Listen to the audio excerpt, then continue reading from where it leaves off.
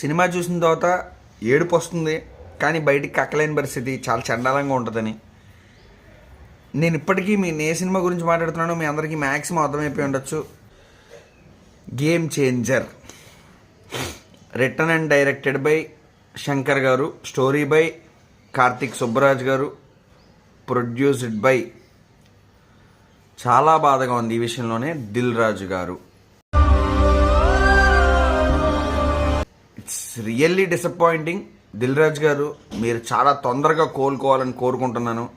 ఈ సినిమా తెచ్చే నష్టాలు నెక్స్ట్ సినిమాలతో అయినా కవర్ అవ్వాలని కోరుకుంటున్నాను. 450 కోట్లు మీరు ఖర్చు పెట్టారు, ఆ ఖర్చు మాకు కనబడుతుంది, కానీ సినిమాలో ఏమీ లేనప్పుడు మీకు 450 కోట్లు వేస్ట్ అనమాట.